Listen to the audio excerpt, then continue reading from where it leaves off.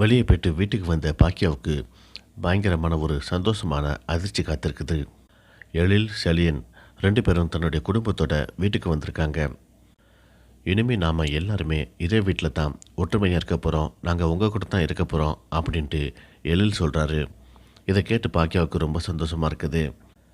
இதுக்கெல்லாம் காரணம் யார் அப்படின்னு கேட்டிங்கன்னா கோபி தான் பாக்கியாவை சமாதானம் பண்ணணும் அப்படிங்கிறதுக்காக, பாக்கியாவுக்கு இருக்கக்கூடிய கோபத்தை போக்கணும் அப்படிங்கிறதுக்காக 2 பேர்த்தையும் வீட்டுக்கு வர வச்சுருப்பாரு.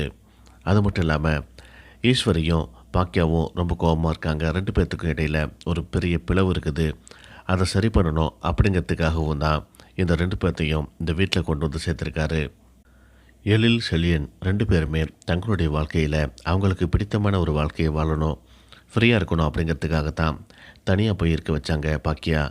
ஆனால் இப்போ 2 பேருமே திரும்பவும் ஒன்றா இருக்கணும் அப்படின்ட்டு அவங்களே விருப்பப்பட்டு வந்திருக்காங்க. அப்படிங்கிற போது எந்த விதமான மறுப்பும் சொல்லாமல் 2 பேர்த்தையும் சந்தோஷமாக ஏற்றுக்கிறாங்க. 2 பேர்த்தோட குழந்தைகளோட ரொம்ப சந்தோஷமாக விளையாடிட்டு இருக்காங்க பாக்கியா. இது ஒரு பக்கம் இருக்க, இன்னொரு பக்கம் இனியாவை கட்டுறாங்க.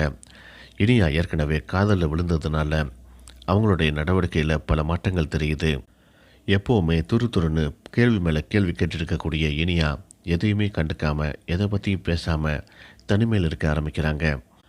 அடுத்து என்ன நடக்க போகுது அப்படின்னு தெரிஞ்சுக்க நம்ம சேனலை சப்ஸ்கிரைப் பண்ணுங்கள்.